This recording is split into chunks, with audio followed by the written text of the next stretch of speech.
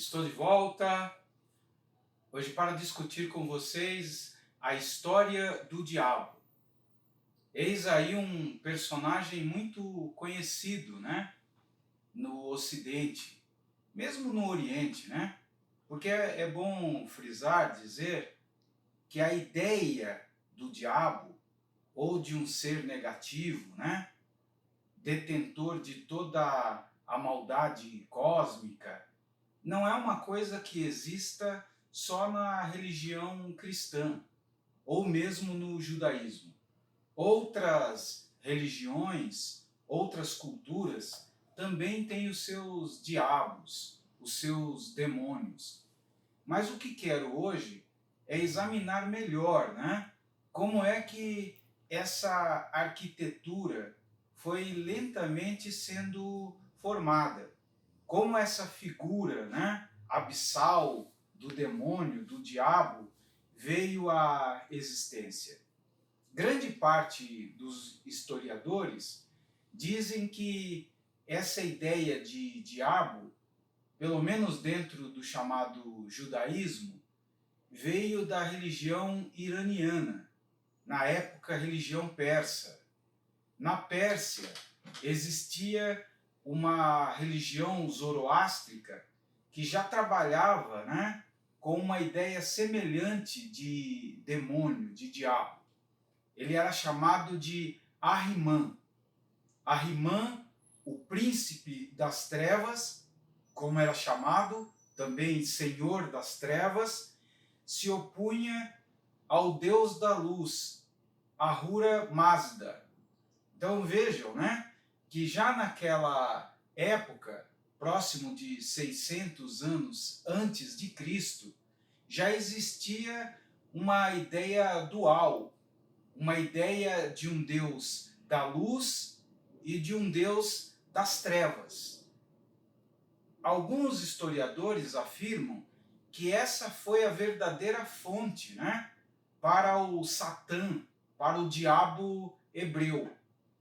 Quando eles ficaram em cativeiro, quando eles foram levados cativos pela Babilônia, eles entraram em contatos com muitas outras crenças, muitas outras religiões. Entre essas muitas religiões, a religião persa, a religião que trabalhava com essa ideia do Ahriman, do grande senhor das trevas. E isso lentamente levou os judeus a criarem o seu Satã, ou Setã, que literalmente significa opositor. Ou seja, Satã é um opositor. Satã é como se fosse alguém que levanta acusações contra o povo de Deus. Agora, é importante, oportuno dizer a vocês que no Velho Testamento ele não é propriamente o senhor de um reino paralelo, ele não é o criador da maldade, um ser que luta, né, contra o bem. Na verdade, no Velho Testamento, o Satã parece mais um funcionário do próprio Deus, um promotor, poderíamos dizer, né, que um promotor, um agente que serve para testar o povo de Deus, para fazer a parte que Deus não pode fazer, que é a parte má. Então, nesse primeiro momento, no Velho Testamento, nós não temos ainda, né, o diabo que surgirá no Novo Testamento.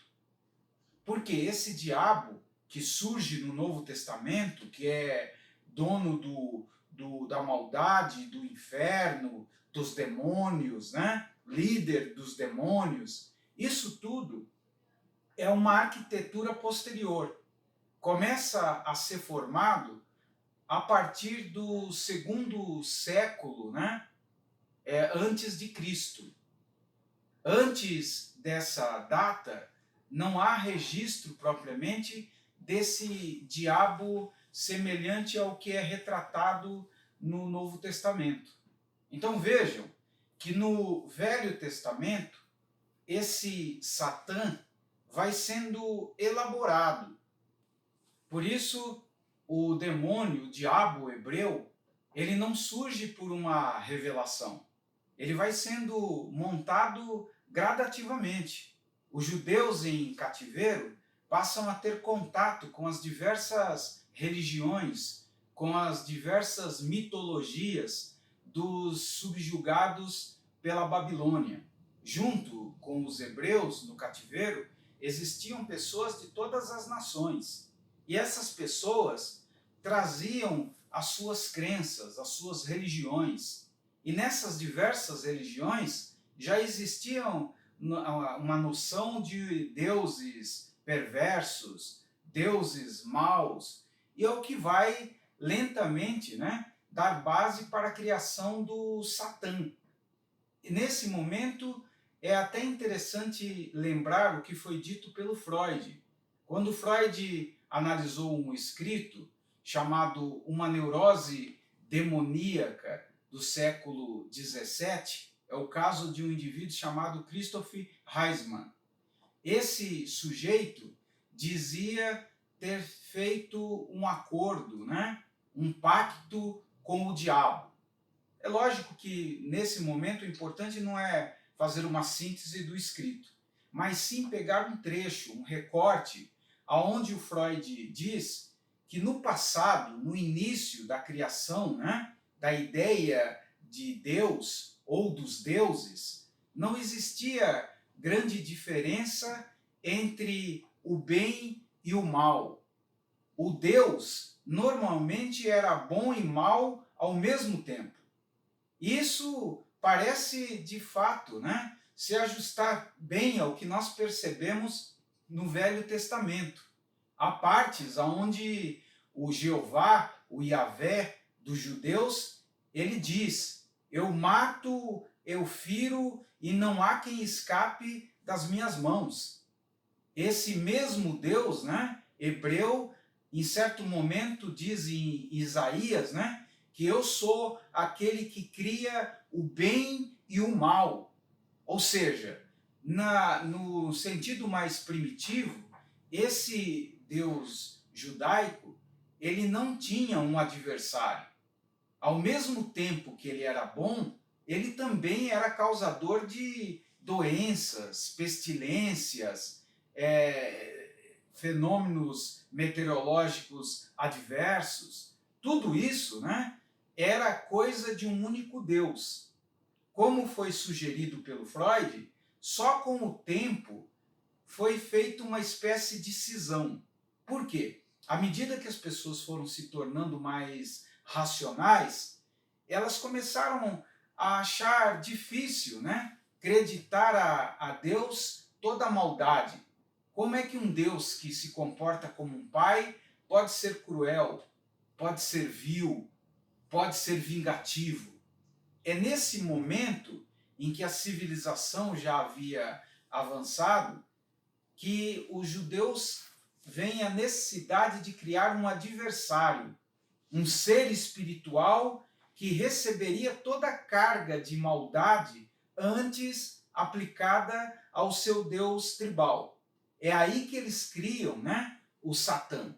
O Satã foi uma criação, muito importante para a teologia hebraica. Por quê? Porque essa teologia precisava de um ser que fosse culpado de tudo aquilo que Deus não podia propriamente ter em seu ser.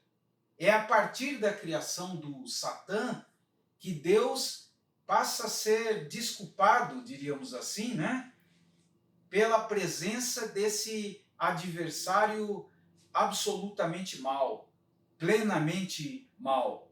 Então notem que isso vai sendo construído lentamente. Como eu disse há pouco, no Velho Testamento, a figura do Satã ainda não é muito clara. O Satã parece ser um funcionário público, alguém que presta um serviço a Deus. É só ler o livro de Jó. No livro de Jó, é como se o o demônio estivesse prestando um serviço a Deus, ele estava testando Jó para que Deus tivesse, né, a certeza da fidelidade do seu servo. Então é lógico que essa visão caricata vai lentamente sendo transformada.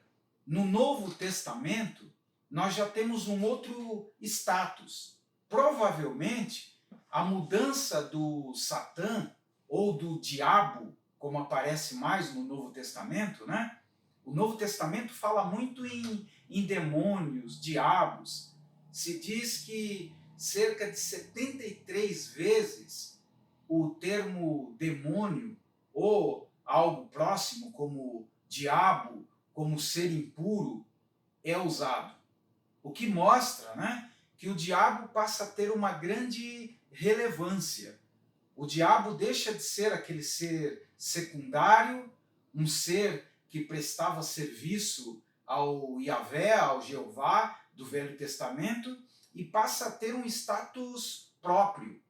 Esse diabo, no Novo Testamento, ganha um reino, começa a ser pensado como senhor do inferno. O inferno foi criado para ele e para os seus demônios. E ao mesmo tempo, o diabo, naquele momento, foi muito importante porque ele explicava, por exemplo, né, a causa de coisas que, por falta de conhecimento científico, as pessoas não conseguiam explicar, como, por exemplo, as doenças. Como é que as pessoas ficavam doentes? E haviam doenças muito estranhas, como, por exemplo, a epilepsia. A epilepsia, um epiléptico, é lógico que não seria diagnosticado medicamente, corretamente. Então se creditava essas doenças ao diabo ou a demônios. É lógico que muitas doenças estavam presas, né, à própria situação de sujidade, de sujeira, de falta, né, de desenvolvimento mental, científico do grupo. Por isso, eles ficavam facilmente doentes. E como eles não entendiam o que era uma bactéria, um vírus, eles precisavam explicar miticamente. É aí que entra o diabo, é aí que entra, né, o demônio, que passa a ser um bom motivo, né, de explicação teológica para tudo aquilo que levava o homem ao sofrimento. O homem estava sadio, em um outro momento estava doente, morria, sofria. Tudo isso lentamente passa a ficar ligado ao diabo. Então vejam, né, que essa criação ela vai se fazendo paulatinamente. Ela vai sendo criada por uma necessidade propriamente teológica, de explicar as coisas. Ao mesmo tempo que ela também serve à questão da explicação do mal. Nós todos temos em nossa natureza não só coisas nobres, mas também uma perversidade básica, uma agressividade instintual. Então é lógico que a partir do ideal não é fácil de entender por que o ser humano fala tanto no amor e mata, por que ele fala na honestidade e é desonesto, corrupto. Então é lógico que dentro dessas brechas o diabo se encaixou perfeitamente. Ele foi lentamente ganhando uma grande relevância na teologia cristã. É possível até afirmar que o diabo, o antigo Satã dos hebreus, ele tem uma relevância maior do que na chamada teologia judaica.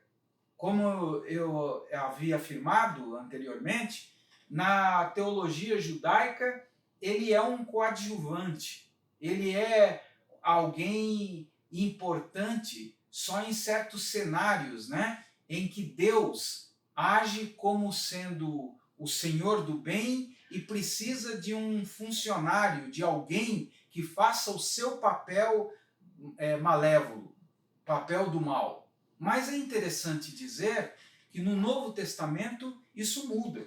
Por que muda? Porque no Novo Testamento o diabo passa a ser algo parecido com o próprio Deus. Tem o poder de tentar o próprio Cristo, né? É só lembrar na tentação de Cristo no deserto, onde ele é levado, né, para o deserto. Então vejam que o seu status vai se modificando. E num vídeo seguinte, eu vou discutir ainda mais essa montagem ocidental do diabo. Até aqui você entendeu, né, de uma forma resumida, o que o diabo foi fabricado, ele foi montado.